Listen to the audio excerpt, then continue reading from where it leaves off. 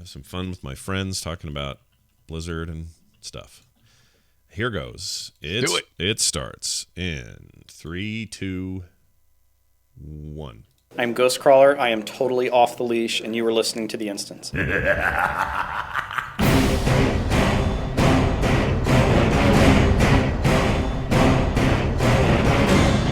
World of Warcraft podcast, so you don't have to. This is The Instance.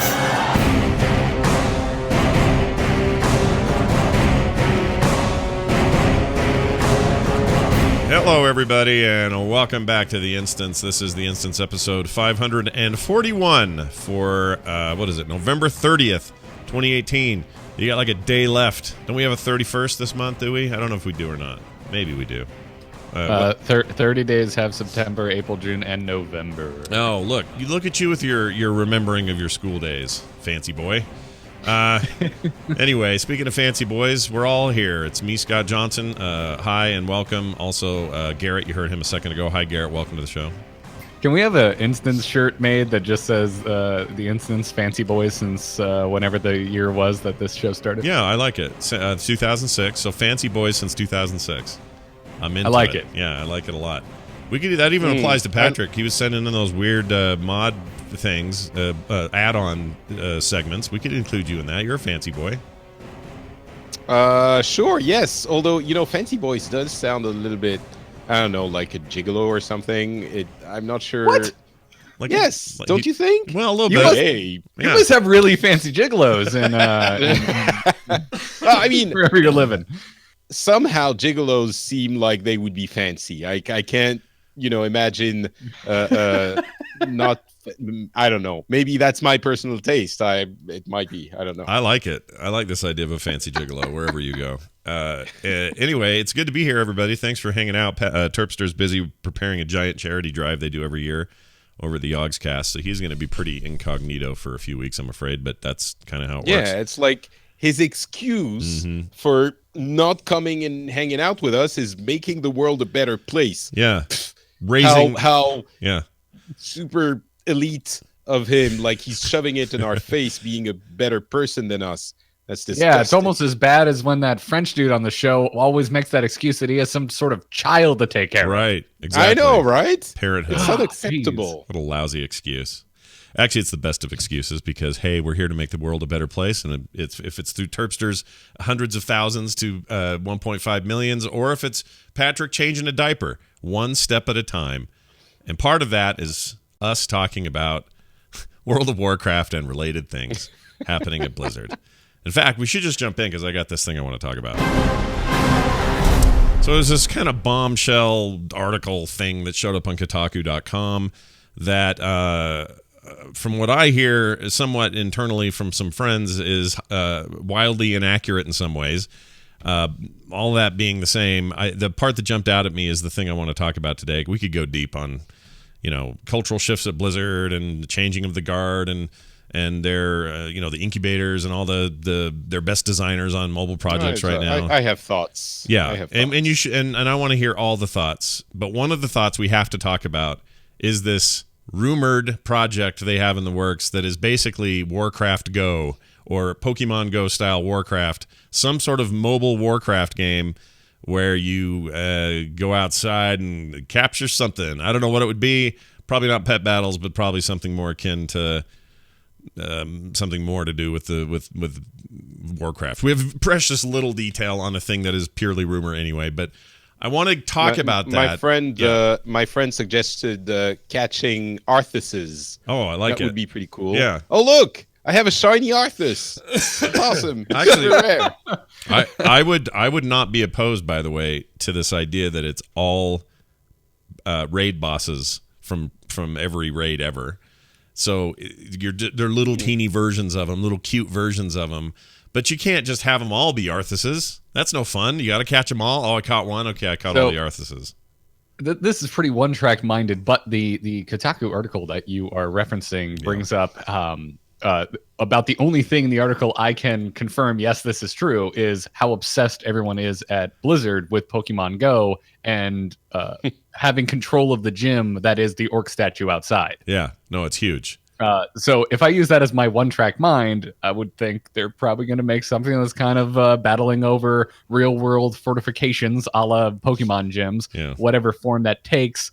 Who knows? But basically, imagine Pokemon Go with only 2 factions instead of 3. You've got Horde and Alliance instead of the kind of trifecta that Pokemon Go has. Yeah, or my theory about the undead, the Forsaken, becoming the 3rd faction. Oh, that's not going to happen. As awesome as it would be, it'd be awesome. Too much work. I agree with you. I totally agree that it's too much work and it's probably not going to happen. But I still pine for it in my heart. I think it would be a better story if they did that. Yeah, I kind of do too. Well, but actually, we're going to talk about that later in the show too. But here's the thing: they are obsessed with it over there, and there is a history of Blizzard being obsessed with a certain thing, and then going after that thing. They were obsessed with EverQuest, and they said, "Let's make ours." So they made one. They were obsessed with Magic the Gathering, and they said, "Let's make ours." And they literally made a physical CCG, and then later at Hearthstone. Like, they get obsessed with the thing, and then they go for it. You could argue that certain members of the team's obsession with Pokemon in general and Nintendo in general led to things like pet battles, very specifically for a couple of people we know working there who were sort of in charge of all that. So they have a history of this. I know that Pokemon Go is ridiculously popular. Go ahead. It's more than a history. It's the way they work, the way the company decides what, or at least maybe it has changed now, but it's the way they decide what game they're going to make next. When they finish a project, they get together with the team and they discuss what they would like to do next. And very often, as you've described, it is the games that they're obsessed with at the moment and that they think they could bring something to. And Crier's article even specifically names Corey Stockton being lead on that Pokemon Go-like project. And that's a surprise to no one who knows him. We were joking for, I don't know, months that he would probably want to get a game on the Switch just to work with Nintendo. I guess his love for Nintendo found other ways of expressing itself. Sure. But they also say that the game has more game in it than just Pokemon Go. And I think that's important, hopefully, because to be honest, I have no interest in Pokemon Go. I'm doubtful I would have an interest in any mobile game, but I'm ready to have Blizzard change my mind. And if I will be interested in it, it needs to have more than just capturing things. It needs to have more single player game or whatever multiplayer, but some actual gameplay stuff. And apparently it does. Yeah. So that's the talk. Yeah. So if that's the case, do you think that having it be directly tied into WoW somehow is a requirement here, or do you think this can stand alone and not have some kind of connective tissue to WoW or to Warcraft in general? Well, it would be the same IP, but I don't think there would be interactions or not many interactions between the games. I have no knowledge about this, but right. I think technically it would mean that the two need to be moving in unison, and knowing how Blizzard doesn't want to be tied to a schedule for any of their games, it would be difficult to coordinate the two. But so my suspicion would be no interaction, but who knows? Yeah. Gary, you agree with that? I've kind of moved away from that kind of always thinking new Blizzard things will tie into other Blizzard things because of Hearthstone. When the TCG existed, we had loot cards. It was a big draw out the gate for a lot of people to kind of get invested, go out and buy some cards. And so if you remember when Hearthstone was announced, we're all like, oh my God, we're going to get digital loot cards. It's totally happening. Confirmed 100%. Mm-hmm. And they never came. It never happened. They never did it. Like Hearthstone, like they've had some cross game promotions, but nothing that's like 1-to-1 tied in. So I think Hearthstone has proven that again, even though it's not 100% mobile, it clearly was built with mobile in mind. Yeah. That mobile efforts by Blizzard do not have to tie into their PC counterparts. Right. I don't think, I can't confirm this 100%, and it's kind of a side thing, but I don't think it was built with mobile in mind. It's been in development for a long time. You mean Hearthstone? I don't think it would. Well, they probably at some point had. I mean, certainly they did because they did it. But it was probably relatively early in the near alpha stage where they were like, you know what, this could play well on mobile. Let's put that on the board. Yeah, but I think originally it wasn't even mobile wasn't really a thing. when they started. It was, but I mean, it's not the thing it became. I don't. Well, being a that's not the point. I mean, it is still the it is still the closest thing to any of this mobile conversation that we're having. It's still for lack of a better term, the smallest scale game we've seen come out of Blizzard in modern years. Yeah, for sure. Well, yeah, until this very controversial Diablo thing hits, it's absolutely holding that position. And by the way, this article comes in sort of the shadow of all the Diablo talk and the outrage about mobile Diablo and people being pissed about. That's putting it mildly. Yeah, I mean that's what it focus is. is what's happening with Diablo. Yeah, the focus is that surgically crafted to cannibalize on the fervor around the Diablo controversy. Absolutely, and they claim to have a bunch of have talked to people internally at Blizzard. It's funny because I was so spent on all the Diablo talk post BlizzCon because I talked about it on like 50 shows, it felt like, and just shared my opinion way too many times. And I started to feel like, man, that's just overload. I don't want to think about it for a while, which actually resulted in kind of a weird thing I'll talk about later in the show for me, Diablo wise. But anyway, because of all of that, I thought, I ended up, when I read this article, I ended up kind of focusing on stuff that was not so much talking about Diablo, even though the whole pinnacle of the thing was about that. Things like, Adham's role now, the incubator stuff, the games that are being worked on in secret, Blizzard being very pro mobile in terms of their members of the team are really into playing mobile games, so they want to find a place for Blizzard. I think that's all super fascinating. I think just to expand on this just for a second, yeah.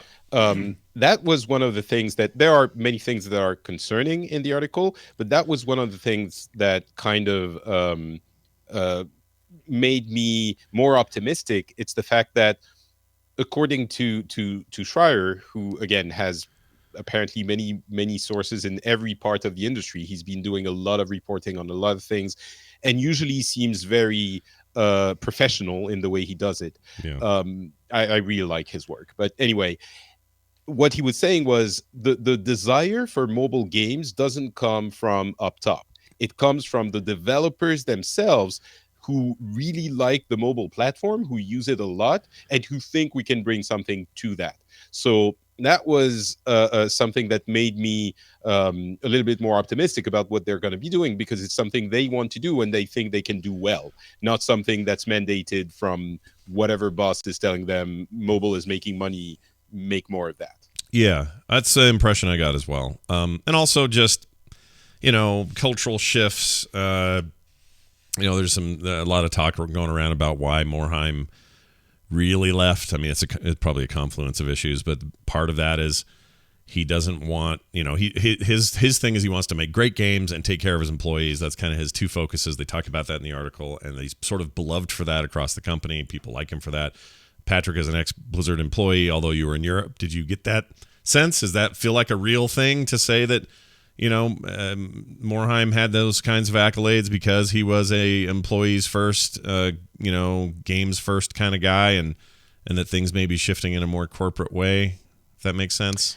I mean, we were still employees, right? It wasn't like we're Morheime's family, but certainly in the corporate sense, I think there was a genuine care for the employees, and I've always felt, for rightly or wrongly, I've always felt that the DNA of Blizzard was very much imparted on the company by Morhaime, and the reason why the company is what it is that Morhaime had this guiding hand, and that's why maybe brilliant developers who did great things at Blizzard, when they weren't at Blizzard anymore, tried to do things that maybe didn't work as well, and maybe even some developers that did things before Blizzard that were cool ended up doing really cool things when they came at Blizzard. I think the corporate culture is an emanation from Morheime's personality and desires. That being said, in the article, Schreier describes a sentiment that Activision is kind of casting a shadow on the company now, and I'm guessing some people think, well, that's why Morhaime is leaving, blah blah blah. It might be. it might very well be because 27 years is a long time, and he was fine passing on the reins to someone else. And we'll see if that someone else can, keep his method of doing things alive. What I will say, though, when I was there for 5 years, from 2009 to 2014. Mm-hmm. And it was in Europe. It wasn't exactly the same, but already then, the merger with Activision was fairly fresh, and a lot of people, both inside and outside the company, I think, were thinking, I don't know how this is going to go. Activision is not known for its, love of great art, and they want to make money as fast as possible. And so there were questions. I remember talking with my coworkers and going like, "Oh, so what do you think is going to happen?" Blah blah blah. And to my surprise, I'm not saying this because I want to defend Blizzard. I really hope that doesn't come across that way. But to my surprise, I never really felt that influence of Activision in any way. And of course, I was removed from the top. But I think there's a pivotal time, and I've been talking about this in all of my shows. So I'm sorry if you hear me saying this for the fifth time. There was a time in 2012 when Diablo had just launched, when the company's prospects weren't super positive. The incredible rise of WoW had stopped. StarCraft was not the most successful thing ever. Diablo had huge issues. And as we know now, Titan was not in a great shape. And I think if there was any time that Activision could have started demanding stuff, it would have been then. And I don't think they did. They reined in the Titan thing a little bit. I don't know. But we didn't see a major shift in the way Blizzard operates, or I don't think, and we felt it. And of course, they ended up coming out with Hearthstone and Overwatch and all of these things. Right. So if Activision didn't come in and shake up everything because, this is how you do games, at that point, when the prospects were dire, I really don't think they would do it now. And the reason why they don't, again, my suspicion, is because they know that Blizzard makes them a lot of money, right? Right. Blizzard makes lots of money by making games people want to buy, and then people buy a lot of them, and Activision's happy. Yeah. So maybe the things that are being described in the article are real. It's possible. Maybe it's also interpretation. Again, and sorry for going on for a long time, but I thought about it a lot, and I thought the article, again, was really well written and probably well sourced, and I think it's really interesting. But one of the things they say is it's the first time Blizzard is cutting costs. Yeah. And that has to be Activision. And it's possible. But also look at the company's next 18 months. The WoW expansion was just released. Diablo 4 obviously is not in the card for the next year. The games that are game as a service, Hearthstone, Overwatch, and Heroes, I still play Overwatch a lot, but let's be honest, it's getting a little bit long in the tooth. Sure. All of these games are, they could benefit from, let's say they're not going to bring in a ton of additional money and a significant influx. So over the next 12 to 18 months, the company doesn't have a big release. Right. And StarCraft, I'm not even mentioning it. So I think it's probably healthy to think where can we make sure we don't spend too much so that our developers have enough time to polish the games the way they should. Right. And one thing that they also say in the article is they are still hiring. So they're not cutting costs on that. They're hiring people to make sure they have the teams that can develop the game. So overall, I'm not super concerned. I think it's interesting, but I think the interpretation of it is easy to take at the extreme bad. And I'm not sure I would go that route. There does seem to be. I agree. I'm not willing to go that far with it either. But there were rumors of a hiring freeze. Apparently, that's not true. There were rumors of profit sharing being cut. I don't know if that's been proven true or not. That was ridiculous. Honestly, the profit sharing thing, it was like, some employees are getting their pay cuts by 50%. It's like, what company that wants to retain its best talent literally cuts their pay by whatever, like 20%. Really? Yeah, I would be very surprised if there was, like, maybe there's a reorganization of it. It's not bonuses anymore. It's included in your salary or something like that. right. But it would be like momentously dumb to cut your best talent's pay by however much. Oh yeah, no, that's true. Now there is this one issue I have, or I guess I have a question about it, which is, it does appear that they continually. I mean, this is all just perception because I don't know how else to perceive it, but they seem to have all their best talent, their most talented developers, game runners, writers. All those guys seem to be on secret projects now. None of them seem to be, with the exception of Kaplan, perhaps, seem to be in charge of all their mainline games that are currently running. And that's happened a lot. Every team has lost somebody, and in some cases multiple top-tier people, their best talent, and they've moved on to some secret that they don't tell us about. And I don't know what that means. You know, I don't know if what that bodes for the company. It sounds like it's good for the new projects, but I think it has created concern in the community for the games they already play. That's not to say that, you know, Ian and others on WoW aren't wonderful, talented people, but it does make me wonder if one day we're going to get a big blog post, a big blue post from Watcher Dev from me and Hazakostas going, yeah, I'm moving on to a cool new project I can't talk about at Blizzard. I'm excited. Yeah, he seems like he's next in line, right? But Yeah. this is also, I mean, you mentioned Kaplan. That happened to Kaplan. Yeah. It's just now we've seen the fruits of his labor, and he is Exactly, now the public face of Overwatch. But he was the WoW guy for a long time. We knew him as a big figure in World of Warcraft, and then he just poof disappeared. What's Kaplan working on? What cave did they move him to? Well, literally, I remember at the time he disappeared to work on Titan, which became Overwatch, of course. But whatever, however you want to say it, became Overwatch. I say that very flippantly. It's obviously more complicated than that. But he disappeared for all that time. And the next time we saw him, he had like the longest, gnarliest beard. Do you guys remember that? He just like... Yeah, it was like Tony Stark in Iron Man 1. Yeah, yeah, totally. Jeff Kaplan built this in a cave. Yeah. With a box of scraps. Who's the comic writer? Alan... he wrote Moore? Watchmen. Alan Moore? Alan Moore? Yeah, Alan Moore does this. The crazy hermit druid band? Yes, that's what it reminded me of. Alan Moore worthy beard. That's a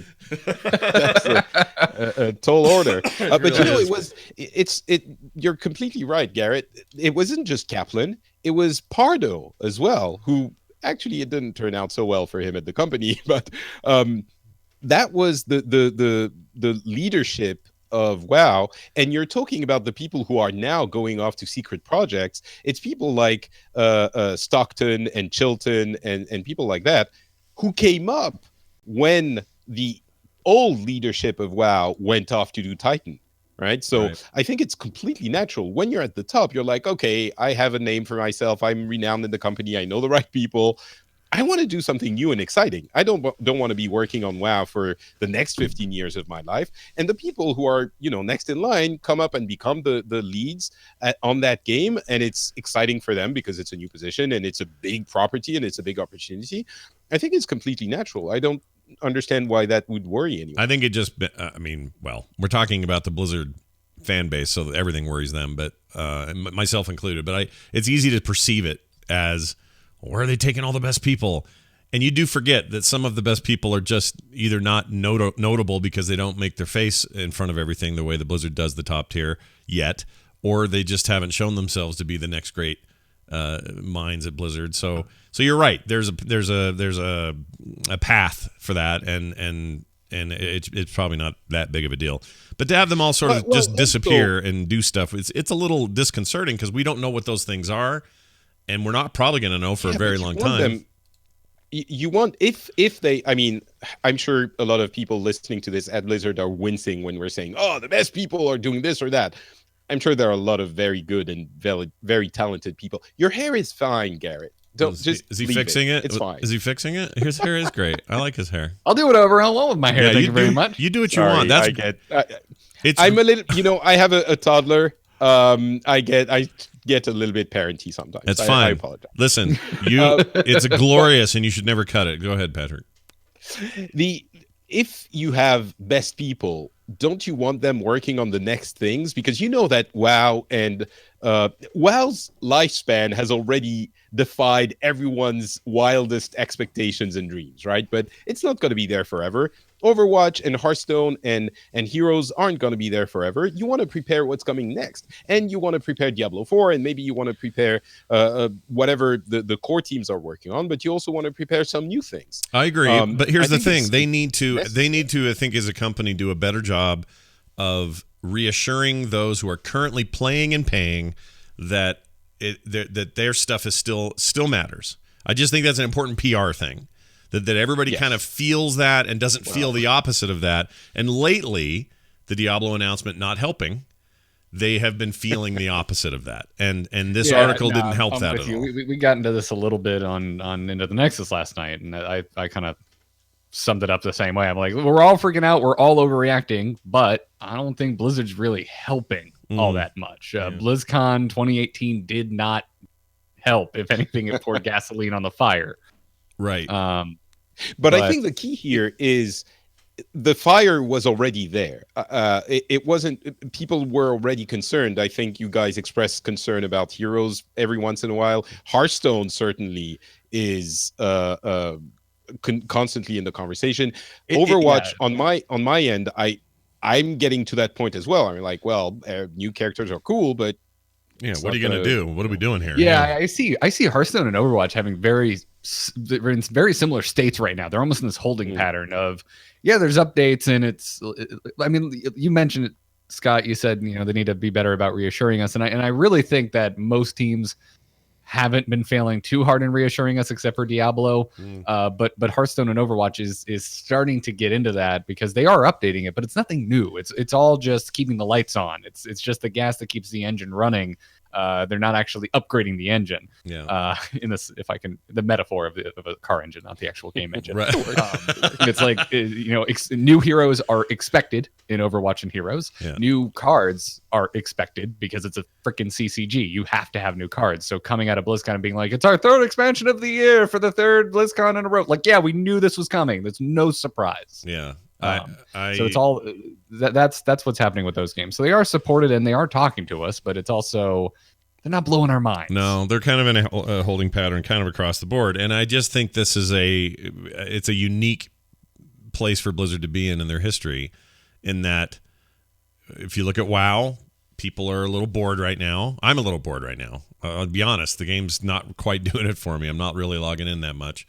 Oh, 8.1 is coming in a couple of weeks. No, I know, and I'm excited about the patch. I'm excited about what's coming with that, and of course I'll be back in for that. But I'm just hitting that place where it's like, and a lot of people, I kind of asked out on Twitter, just kind of loosely, how are people feeling, and there's a lot of general sort of expansion not really doing it for me. There's the usual outrage about what systems they don't like or whatever, but then there's just people who are just like, I just don't feel like logging in, so I've unsubbed until the new patch or whatever.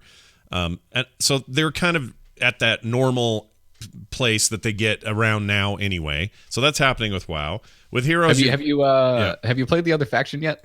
What do you mean? The other faction? Because I know right before BFA came out, you were just like, screw it, I'm going to drop $60 here at the show and create. Have you played through the Alliance quest up to max level? A little bit, but here's the problem. I didn't get to max level yet. Here's the problem. I went so nuts. This is my own doing. Okay, I'll admit it. But I went so crazy with like 3 max level alts on the Horde side that I just burned out on questing. Like I can't look at another quest for a while. It's just like, I just can't do it. So that's where I'm at right now. You did that to yourself. I just swapped over to the Alliance and started working through the campaign over there, and so I'm having a great time right now. Yeah, no, and this is not to say that everybody's feeling this way, obviously, but they are in a bit of a pattern where we're waiting for the next big drop from them. Okay, so that's coming. That'll be exciting. Everything's good, but all the games are kind of in this mode right now. There's just a lot of sort of, okay, here's a map and a hero for Heroes. And Heroes is, a kind of a weird thing, because I think the game's actually really healthy right now and really as fun as it's ever been for me. I love playing Heroes of the Storm. But I worry about the back end. I worry about the money they're making. I worry about HTC not being talked about for next year. Don't give that the They're time of just day. weirdly quiet. It's just a little quiet before then. Don't you think? What other esports have we heard about? Have we heard about Overwatch League? Yes. No. Yes. Do we think it's going to Yes. go away? Yes, No. we have heard about it. We have. We have heard. We know when it's happening. We know we have new teams. Even Hearthstone esports has gone through the 15th revision pump of your the format. brakes. All they've said is it's coming back. They haven't told us how they're picking their players or what Pump the your format brakes. frickin' is. Oh yeah, they did, didn't they? No, they didn't. You haven't. Oh. There is no format announcement. All they said is, "Hey, the thing we've been using for years is going away. What are we switching to? We don't know." Yeah, but at least they're That was the switching. At announcement. least they're Wait, saying they're switching to There's an something. announcement saying they have the 3-stage thing with the online. Yeah, that's thing not a format.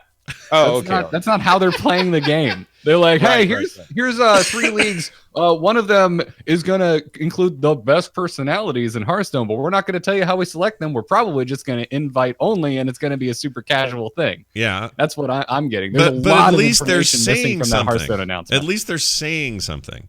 HDC is not being talked about. Period. Nothing. Zippo. So I would like even just some of that. And my point is, and this is all besides the point. And we talk about this stuff at length on Core. I'm sure you guys do on ITN. I haven't heard the latest episode, but I'm sure you have been. So you can get that stuff there in detail. But it just feels like they're in a weird holding pattern across the board. And I don't think that that's unusual. It's just that this is Blizzard, and we expect something more out of that. There are plenty of companies in this stage or have been in this stage before.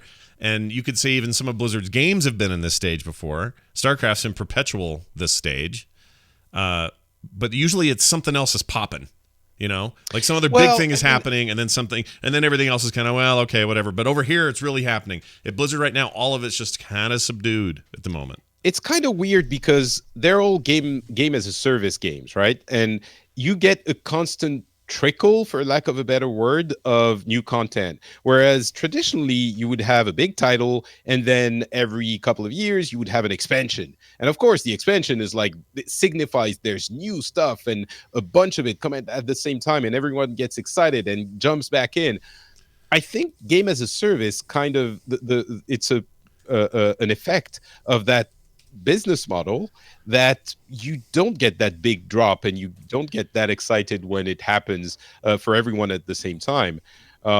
So I wonder if the amount of work isn't the same, but if every, 2 years we got, let's say Overwatch came out in 2016. If in 2018 we got an expansion, quote unquote, with the 6 or 7 characters that had been released in the interim released at the same time, it would have been a big event, and that would have been this year, so it would have been still fresh and exciting. Right. So I think it's a function of the way these games work. But on the other hand, I'm kind of hoping that all of these games seeming a little bit not stale, but yeah, maybe stale is the right word, is a sign that they're not trying to extend them until the end of the world. They're trying to do whatever they can with them, but at the same time working on the next thing. Yeah. And we're not going to have Overwatch until, we might have it, but in that state until 2030. But Lord. We're also going to have something else. They will have put their entire energy in. Yeah. That's a weird thing to think about 2030. It's not as far away as it sounds. But yeah, I don't disagree. They have to be working on what's next. And yes, they can't do things in perpetuity, but in some ways Blizzard does. They're one of the only companies that supports their stuff forever. They still patch Diablo 2. They still put out patches for StarCraft 1. They're weird about that. They run versions of BattleNet that are ancient and shouldn't work anymore, but they do it anyway. They're building Warcraft 3 so that you can play against people who are playing the original version. Yeah, they really like doing that. And part of me is like, yeah, dude, that's how it should be. You make a thing and then you stand behind that thing for the end of time. You only make 50% of the projects you start and you cancel the rest. That's because the ones you make are awesome and they're going to last forever. That's kind of my thing with Blizzard, or has been for a long time. I'm not saying they're shifting away from that, but they are putting themselves in a kind of a weird corner. If they plan to do the sort of we support our stuff forever thing, they got a lot of stuff to support now compared to what Blizzard used to be. It used to be, 2-3 games at any given time, and that was as much as you ever worried about.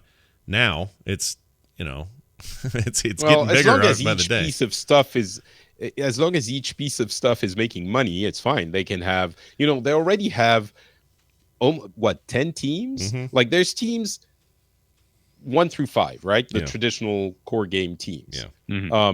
Which are full-fledged teams of at least a few dozen people each, and in the case of WoW, I'm guessing way more than that. Right. Even Team 1 is split in two, right? There's the Heroes team, and then the StarCraft team, which is doing God knows what when they're not updating StarCraft itself. Well, they're doing they got those, what do you call them, packs? What do they call Yeah, those? the commander Commander packs. stuff, yeah. But I doubt the full team is working. Oh, on no, that. no. I Yeah. wouldn't think so. I don't think so either. Unless it's been disbanded and it's only the Heroes team now. I don't know. But it's 5 full traditional teams. And then you have the small mobile game teams. Apparently, the incubator is almost entirely, if not entirely, mobile. But that's like we have Stockton's team, Chilton's team, Browder. Who else? Alan Adhan, or not? Sorry, Alan DeBerry, who just left Heroes to go work on something DeBerry, secret. right? Oh yeah, that's right. Yeah. Another, Didn't Eric Dodds also go to yes. that No, I incubator? don't believe Dodds is with Blizzard anymore. Oh, I thought he. Oh, maybe he left. I had that I in thought my head Dodds too. just left Blizzard. Okay, I had that in Okay. my head as well. Well, I actually. mean, that's essentially 10 studios inside the studio developing stuff. I think they can keep updating the things they're doing and making other things forever, as long as they're making money. And I think they're still making money. Yeah, they seem to be. I mean, they're going to be okay. Blizzard's got a lot of money. I have faith in the future of all of this. I am certainly, as I made very clear our last episode, not in that bandwagon of burn it all down.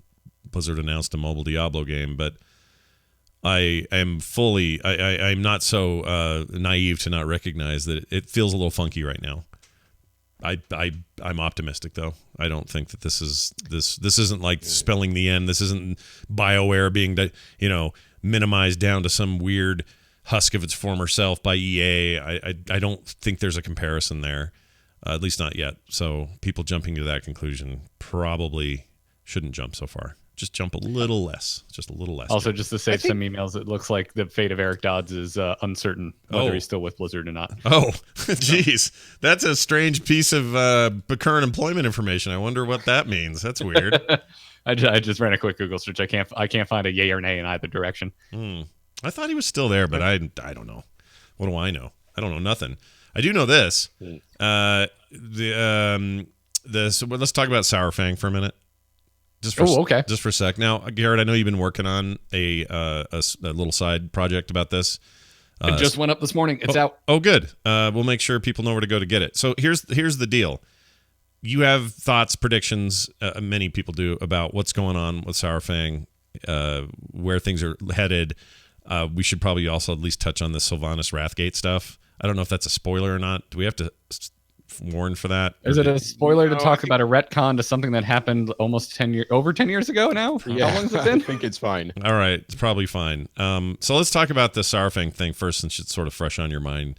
What was the point of what you put together, and what was your conclusion about him, his storyline, and where you think things are headed? Oh well, yeah. So I've been doing lore talks over on the R2T2 solo show I do, and so the most recent one is about Sourfang, and it starts to get obviously dip into Sylvanas stuff a bit, because modern Sourfang is very intertwined with the character of Sylvanas. It all came out of the Wrathgate thing. It's kind of hard for me to talk about that without talking about the other. Yeah. But yeah, I mean, we haven't done a show in a while because you were sick and BlizzCon travel. But it seems like they're retconning Wrathgate to be Sylvanas' plan all along, and it was dropped rather casually in an interview, and there's been no further clarification since. It was a Frazarabi, right? Or a Fraza. Yeah. I never say it right. I never say his name right. Actually, I think you did a pretty damn good job. Sorry, Alex. I couldn't even do it on stage. That was so bad. But yeah, no, Alex. Yeah, he's the one. He's the one that let it slip, and it kind of came out, but then bombshelled. It was like everybody's like, "What the crap? Are you kidding?" That Sylvanas ordered the attack on the Wrathgate thing. That whole thing was her. Yeah, I think it was a This Eurogamer certainly feels like a retcon, as you were saying, right? That wasn't the impression we had before. No, Not at all. So it was Right. it was was up Putress until this side. point. Future The side. canon yes. is that Putress acted alone, and revolted against Sylvanas with a subsect of the Forsaken that wanted to overthrow her. They didn't think she was doing enough to kill the Lich King and whatnot. But then Fraziabi is just like, oh yeah, no, it was, the Blight, the Wrathgate, it was all Sylvanas' thing. And it's like, well, the Blight we know that's canon. That the whole reason the Blight started being crafted by the apothecaries in the Undercity was under the order of Sylvanas. But to our knowledge, as players of World of Warcraft, the atrocities committed at the Wrathgate was 100% Varimathras and Putris. Yeah, Putris gets up there going, you think we had forgotten, you think we had forgiven, and did his whole thing. And I thought, well, there's your guy. There's your man. He did it. Nobody else did it, but they're retconning this in a way that I don't feel too bad about, because it was never explicitly said that she didn't have anything to do with it. So they're just now saying, oh, well, it's all back channel stuff, and she totally was responsible. I'm okay with it. It's fine. It's fine. You're not. Tell me why. Tell me why it sits wrong with you. Well, I haven't exactly kept it a secret that I'm not in love with the direction of Sylvanas' character in BFA. I think it's one note. I think it's too much in line with what we already went through with Garrosh. And also, I never saw Sylvanas as purely evil, and they just seem to be writing her as purely evil. I get a lot of pushback from that every time I mention it. Half the internet seems to be like, "Oh, she's totally purely evil. What have you been playing?" And I'm like, no, I always saw her as a master tactician and rather pragmatic about the Forsaken's plight. I would also think that because of her tortured past with Arthas, that she wouldn't walk down basically the exact same path as the Lich King. Yeah. But certainly that retcon paints her in a purely evil brush with a right. And so I look at it as she's always been a terrible despot. And, right. And that's what I see it as. So I see it as, everyone who doesn't like the direction we're taking Sylvanas, well, we're just going to make this retcon so it was the plan all along. And it's like, well, no, that wasn't the story. I mean, it is a way of beefing up her evil all the time thing, but that's kind of your core point, is she's not, or she hasn't been portrayed that way. So whatever the case is, and then it just reignites my annoyance at all of the work they did to explain her strategy about taking Teldrassil and dividing the factions, and then she just goes, you know what? Screw it, burn it, just burn it. Yeah. Let's just throw away everything I planned, and just be a crazy villain. So with him saying that, though, we're not going to get any explicit explanation of this in the game, as far as we know, right? He's just saying. Well, that's the thing, and that's why I'm like, I'm curious if is it a retcon? Was he just speaking in shorthand? What he really meant was, well, the Blight was her idea, not Wrathgate. That's what I'm wondering. Like, maybe all this is to do about nothing. I don't know if he's had a follow up on any of it, but it's not like he and back in the day Metz and those two would screw up stuff all the time. Never forget Red Shirt. Like, they would forget stuff, and I wonder if that's just one of these deals. Maybe, but I don't think the game suddenly in patch 8.1 is going to come out and go, Nathanos, remind me, what time was it when I announced I was going to take down the Wrathgate? Like, they're not going to do that. That's a terrible impression of Sylvanas. I can't really do her, but anyway. I like your Sylvanas. Yeah, so that's kind of my thought on the whole situation. And how does that play into the Saurfang thing then? Well, just that Saurfang, since BFA, now Saurfang is a main character. I mean, he is being poised as Sylvanas' kryptonite. I mean, because we just had BlizzCon, we just had that new cinematic where Anduin lets him go. I don't want to get into 8.1 spoilers, but we know Saurfang pops up again in 8.1. Yeah. And so I'm just curious, whether or not I'm on board with the direction of Sylvanas or not. Is it going to be this cut and dry? Is it just Azeroth versus Sylvanas? Is it just Saurfang versus Sylvanas? How does it end? Is it just Saurfang wins and becomes the war chief? But Saurfang's been looking for an honorable death. That's what he wants. Yeah. He has been through so much. His son was killed twice, once alive and then again as a Death Knight. His wife died before he even walked through the Dark Portal, and he's committed a lot of atrocities, and to the point where honor is the most important value to him. So that is why I'm looking at it. I'm like, it seems like they're going for a pretty black and white. Sylvanas is evil, Saurfang is good. Eventually, Saurfang and Heroes of Azeroth will defeat Sylvanas. But I would like it not to be so cut and dry. Yeah. I think it's so obvious that there's a good chance they're playing us and they're going to, swerve at the last second. What do you think what do you think, Patrick, that swerve will take you think? Oh God, I have no idea, but it's really hard because everyone and their mother is trying to figure out what Sylvanas could do that isn't being defeated by basically Saurfang and the Alliance. And I don't know, because she can't be like saved by the fact that she was actually controlled by some kind of demon. That would be even more obvious and on the nose and disappointing.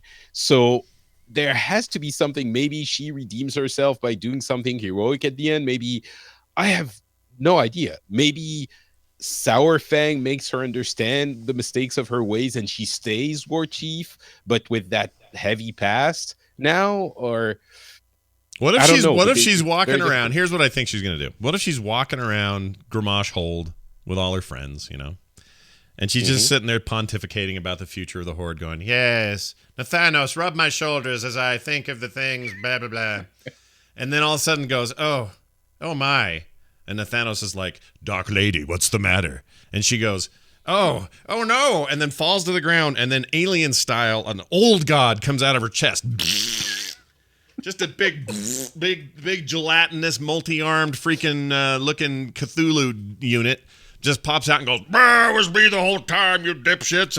And we find out it was an old god. What if that's it? No, but that's what I said. It's too obvious. Only if the old god actually says, "You dipshits." You dipshits. I got you again. That's the only universe where I'm happy with that. Yeah, I don't know. I think a good twist would be to have Saurfang meet his honorable end that he's been looking for so long now. Yeah. But as far as Sylvanas, I don't know. I just hope it's not that she's evil. She's a boss. We kill her.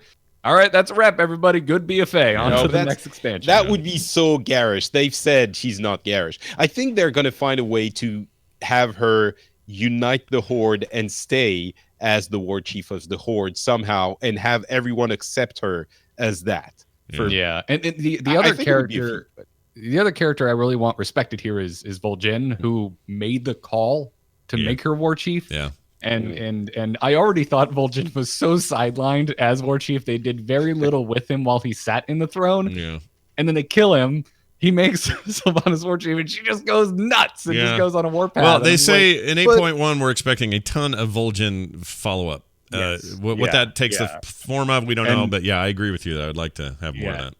And so I really like the character of Vol'jin. I think he's too smart for his own good. So I'm not in the camp that he was like that one Samdi one-upped him and was like, "Oh yeah, you should make her war chief because she's gonna kill so many people. It means more souls for me." I'm not on that bandwagon. I don't know. I data mined 8.1 and it says his new name is One-Zupti. They've one-zupped him.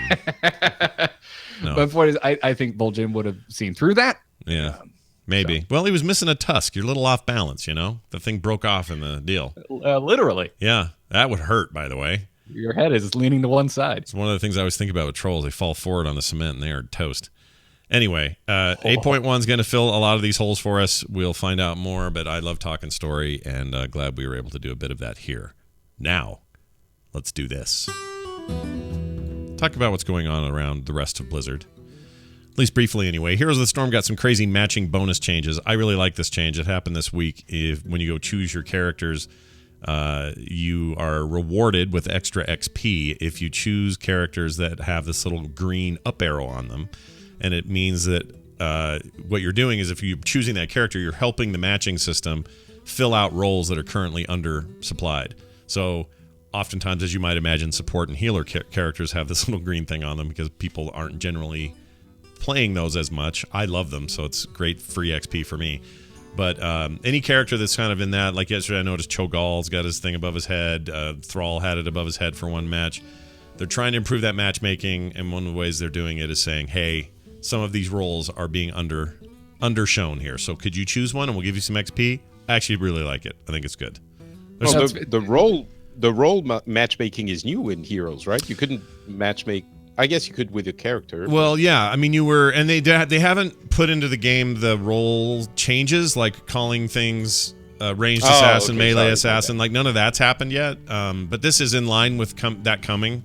Certainly, this feels like a step in that direction. Also, the Sylvanas rework they just announced and showed in video form is absolutely an attempt to move her further from the now going away specialist role and putting her more firmly in ranged assassin, where she was kind of already excelling anyway. And that is her new role. So those roles are still to come, and we're seeing a lot of stuff leaning in that direction. But this was just a nice way of rewarding you for trying or playing characters that you may otherwise not think about or forgot that they exist, because there's a huge roster these days, and it benefits the team comps. It benefits you because you get more XP. It's just a good way to do it. I like it. It's very similar to the bonuses that tanks and healers see in LFG and World of Warcraft. Yeah, actually, that's a very good point. That's exactly the kind of bonus you get. And also, Notice I feel how like I left DPS out of that. Yeah, thank you for that. I appreciate it, Mr. Tank Man. Also, Diablo 3 is alive and well in the Johnson household. I just want to throw this out real quick. When I got back from BlizzCon and all of that talk about Diablo, aside from all the fights and the blah and the this and the other thing, it mostly just drove me to want to play Diablo 3 a lot. And that is what I have been doing. My time with Blizzard games has been, and almost gaming period, has been running greater rifts and getting new set pieces and finally working on my Necromancer in a proper way and knocking out, faster times and greater rifts and all this stuff. I love Diablo 3. I always will, and I'm playing it again now as if it's new, and I don't know what the hell that's about, except all that talk about Diablo just made me hungry for Diablo, so I've been playing it. And I've been noticing a lot of friends in there lately, so something's going on there, and it's not the new season, because there's nothing really big deal with the new season going on. So, for whatever it's worth, knee-deep in it again. It's almost like any type of press, even negative, is good press. Sometimes, especially when it comes to just reminding you how much you already love a thing, and I already loved that thing. Hearthstone. Hey, I see in the notes, before you move on to Hearthstone, I see you're not talking about the Diablo 4 rumors from that article, Crier article on Kotaku. Oh, no. What do you, what points do you want to talk about? What part of that? Well, a couple of things that he seems to have figured out. There were two iterations of Diablo 4. The first one was helmed by Josh Mosquera, who came in basically to do the console version of the game, and then took over when Jay Wilson left and delivered Reaper Souls. And that version was very Dark Souls-y, apparently. Yeah, it was called Hades. Was the code name Hades, right? Yeah. Hades, exactly. Mm-hmm. And for whatever reason, when Mosquera left, that version ended up not being satisfactory, and they canceled it or rebooted the work on it. And the new version is, what's the code name? Oh, I forgot. Fenrir. Fenrir. Yeah. Very Norse. Yeah. And that is one of the design pillars, is embrace the darkness. Yeah. So they're kind of going back to a more gritty, bloody, blah blah. Yeah, Diablo, and it has a lot of, as we suspected, multiplayer game as a service type thing. They haven't decided if it's going to be third person from behind the shoulder or the traditional isometric top view. But it's been now in the works for a couple of years, since the reset in 2016. So that's probably why they didn't want to announce it at BlizzCon, because they weren't sure it would be ready soon enough. Yeah, they talk about a lot of people saying work is underway. People talked in the article, anonymous people at Blizzard saying things like, we are still all very sore or tender from the Titan cancellation, and are more wary these days of announcing anything new until we're sure about things. And yeah, for me, that's not the reason.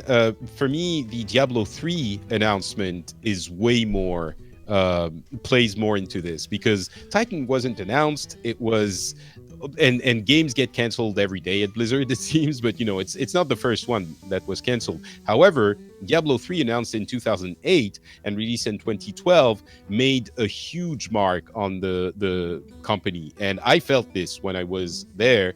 It was like, never again. We do not announce something if we're not close to releasing it, or at least like have a open beta out within a year.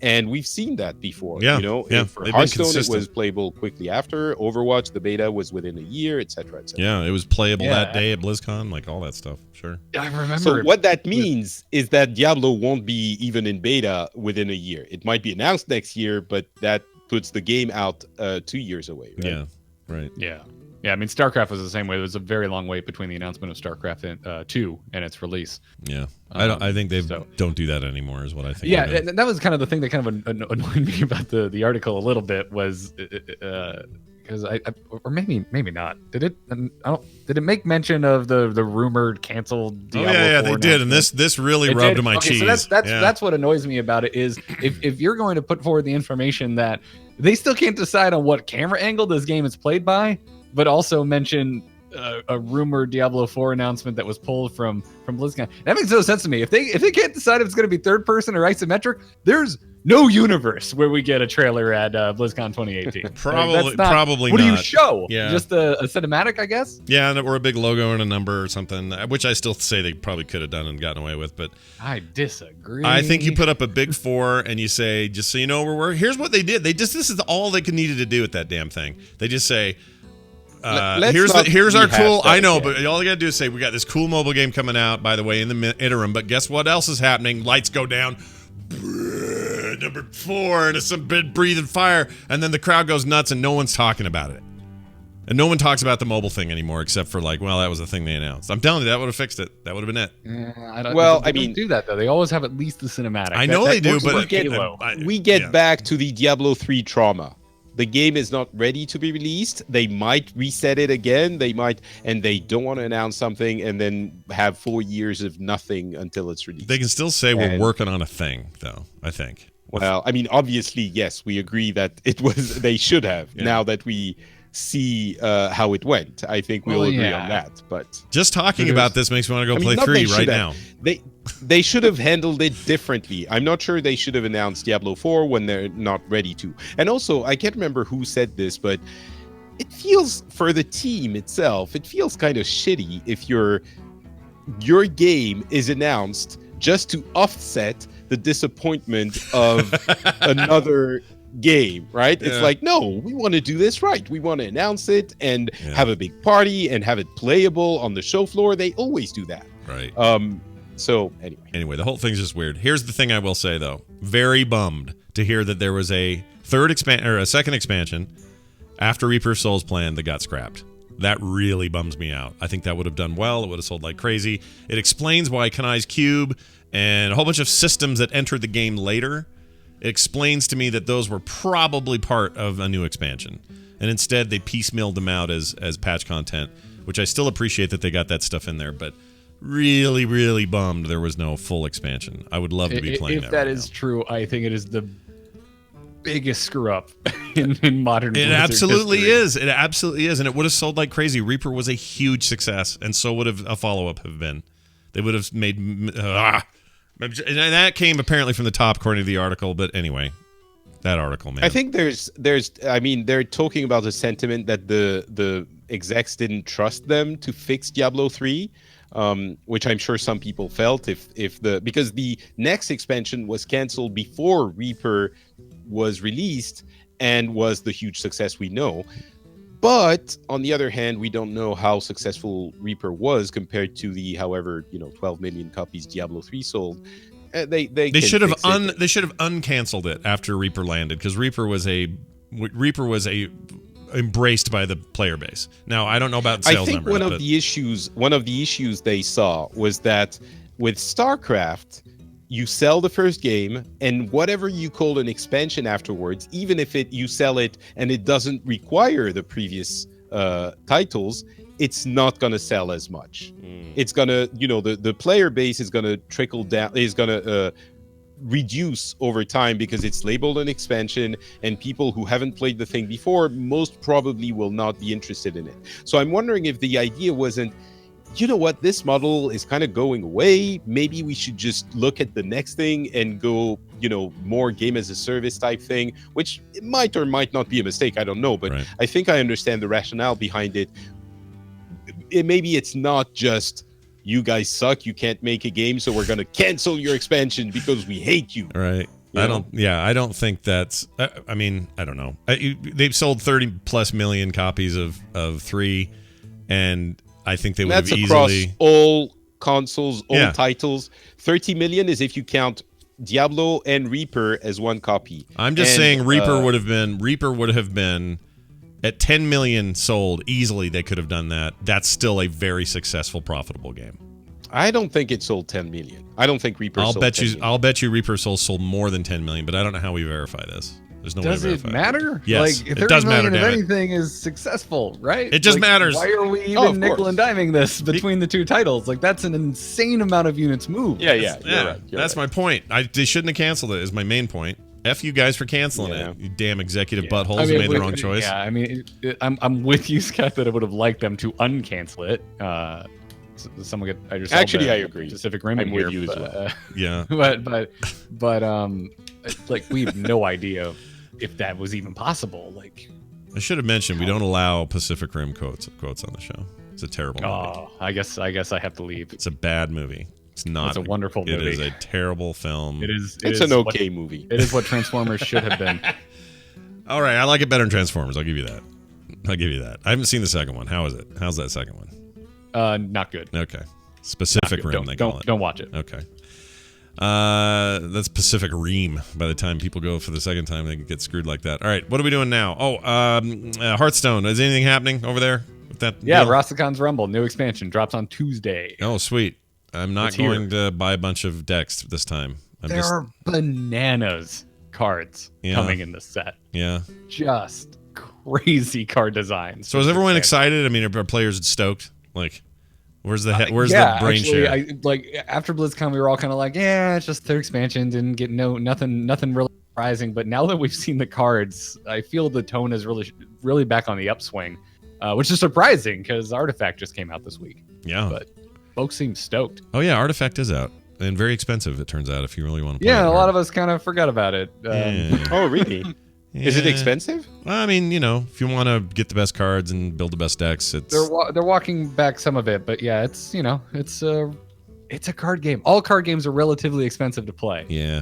But is it more expensive than Hearthstone, I guess, is the question. I'm In interested my mind, yes. The I estimate haven't really sat down and done the math. The but estimates certainly- I've seen, some people have done the math, and the estimates I've seen put it way above any other digital card game right now in terms of. It seems cost. more in line with paper Magic, which if you want to play Wow. constructed decks can get pretty damn expensive. Yeah. Oh, so can you sell stuff between players? Yes.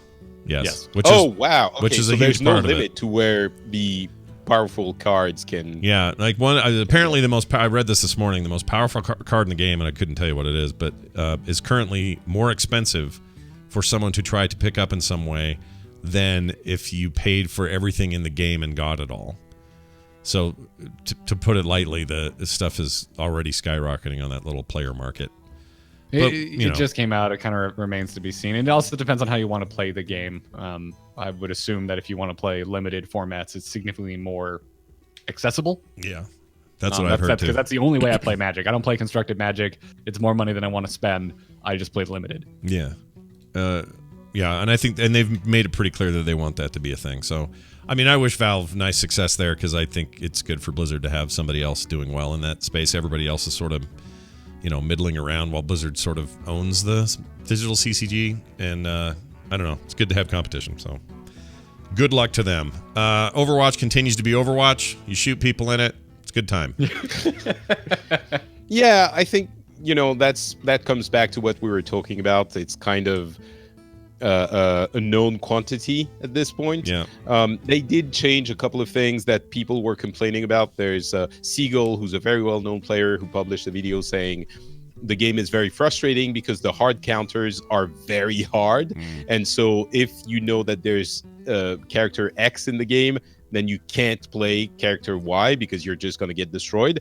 and they fixed a few things that hopefully addresses that. So I guess they were already aware of that issue. We'll have to see how it turns out.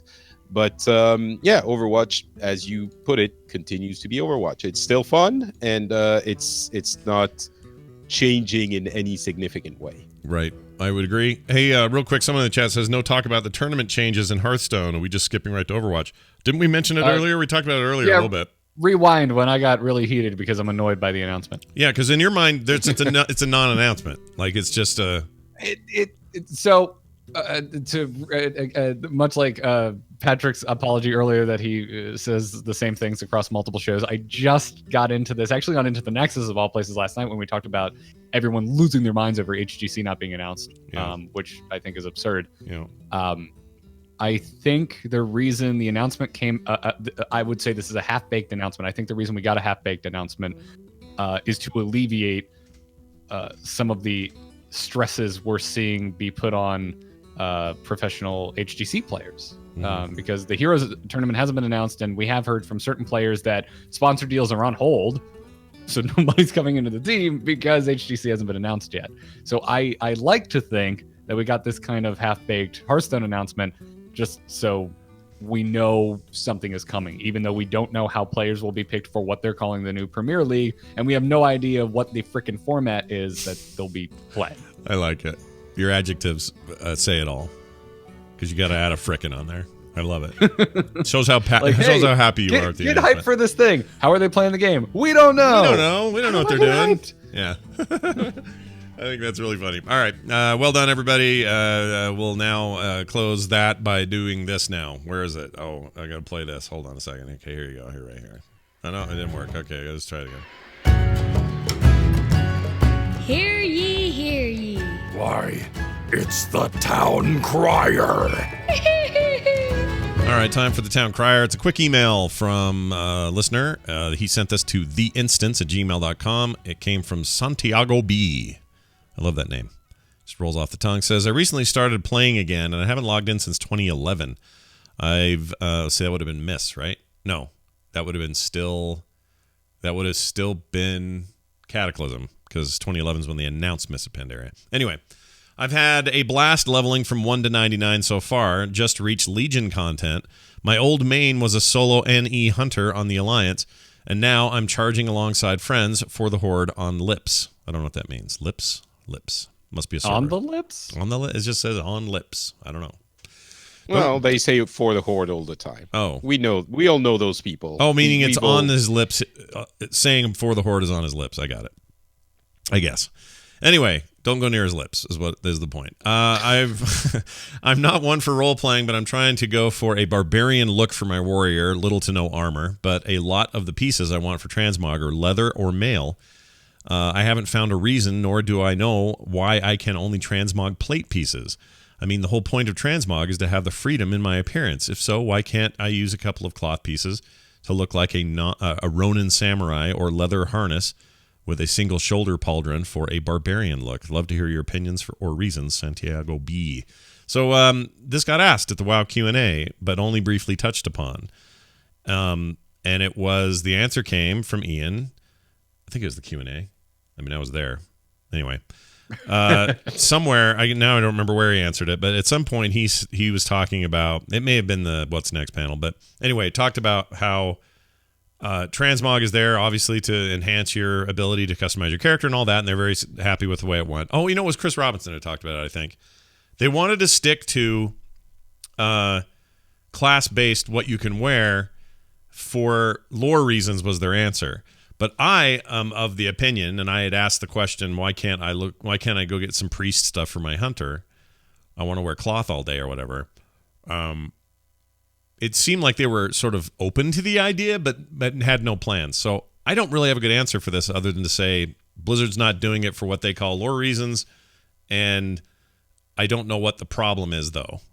Like, it should be easy to just turn it on. There are plenty of cloth-wearing orcs out there. There's no reason why an orc couldn't wear cloth or whatever the combination is, and only being able to wear plate does limit your options. So I don't know. Do you guys have any Any thoughts on that? It does feel like it's a little limited that way. I mean, it's not limited if you don't care because all of the stuff for your character is there. But if you want to mix and match, you're kind of stuck with your proficiencies. Yeah, I used to be of the mindset that it didn't bother me much, and that I liked that there was at least still some sort of restriction from almost a like old school RPG. Yeah. Sense. But the more we get things like heritage armor, the argument becomes harder to make because then that's armor that anyone can wear. Oh, good point. I hadn't thought about that. I mean, they could limit some of that stuff though, right? They don't have to make it so that heritage dwarf armor is a thing you can transmog into. Maybe you have to wear that stuff. I mean, that's the whole point though of heritage armor, right? It's like anyone can get it and represent their race. I hadn't thought about that. That's true. I don't know, Patrick. I think there's a little bit of a. I understand the intent being, well, there's this really iconic piece of mage armor, and when you see someone wearing this, you know it's a mage, and it's kind of representative of the class. So I think that's where it comes from. And heritage armor is a little bit different because it's representative of the race, and it's not like another race can wear that piece of armor. So there's a little bit of exclusivity, even though it's like, transversal rather than horizontal or vertical. Yeah. Something. Transversal. But yeah, no, I understand the frustration it generates as well. I don't have a strong opinion on either. I understand both sides, but if they tomorrow said, well, from starting today, it's fine, you can wear whatever you want, I wouldn't be super upset, I guess. Yeah, I'd be okay with it. I understand why they're doing it. Chat room made a better. Let's see. It was Bondo Contry says class fantasy. That's the term they answered with, not lore reasons. Right. It was class fantasy, is what they said. So what I am impatiently awaiting is let me transmog my damn fist weapon as something that doesn't look stupid. Okay, this is a deal. This is a thing that this is one of the big hangups I have with demon hunters generally. Well, I have other hangups like let me be a other kind of tall elf. race. Let me be a different elf, please. But you and I have talked about this before. Fist weapons can't be transmogged to other things but fist weapons. Yet swords and glaives can be interchangeably transmogged. It makes no freaking sense. Let us turn our fist weapons into a damn sword. And they've already said that they're working on this, but I've just wanted to just throw it back out there again. Oh, it's I obnoxious. can't wait for this. I'm still sick of fist weapons. Please get it here sooner than later. It is obnoxious I hate it. And I really like my demon hunter, and so it pisses me off every time I play him that I have. Sometimes I've got one fist weapon and one glaive, and that's dumb. It sucks. I want to, I don't want it to be both fist weapons because I don't like fist weapons. They look stupid. Whatever. Anyway, thanks for the email. Santiago B. If you would like to send an email like him, you can. theinstance@gmail.com. That's theinstance@gmail.com. Now, before we go, this is the time of year where lots of roundups happen, especially in the world of video games. Patrick, I know you got some cool stuff lined up. Tell people where they can get that, what they should watch for, and where to go. You could go to frenchspin.com to find Pixels, which is a show about gaming in general, so not just Blizzard games, but tons of stuff. I actually played some VR on PlayStation VR recently, and I talk about it on the latest episode, so go check that out. And if you want even more Blizzard news, if you're hungry for more shows about Blizzard games, you can go check out the Icy Veins podcast, which I host with the team at that site every couple of weeks. So go check out Icy Veins as well. Nice. Garrett, anything going on this week you want to mention? Going to be quite a bit of Angry Chicken going down next week because of the Hearthstone launch. It's looking like we may be streaming 3 days in a row starting on Monday. We haven't nailed down exact times yet, but just tune in to twitch.tv/amovetv for that, or just subscribe to the Angry Chicken. And obviously, I literally just a couple hours ago put out my Sourfang episode of my solo show, R2T2, which you can find by searching for R2-T2, wherever podcasts can be found. So nice. Go also look that up. I am going to link to it in today's show notes. So if you're already over on the Instance page at theinstance.net, in today's show notes, I'll have a link to that episode. You guys should check it out. He's doing good stuff with that, and it's worth listening to. All right. I think that's about it. I think we're almost done here. Thank everybody for watching, listening, hanging out with us, otherwise just being cool dudes. If you want to find more stuff, head on over to theinstance.net. Plenty of shows. Also connected to that there on the Frog Pants sites. Check that out. Instant Show on Twitter. Not Patrick. Scott Johnson, Garrett Art. More shows like this at frogpants.com, like I already said. It's going to do it for us. For me, for Patrick, for Garrett. We'll see you next time. Bye.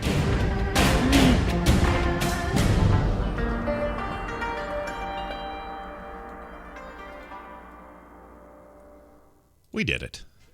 Yay. We did it. That was fun. And Patrick, you didn't even have to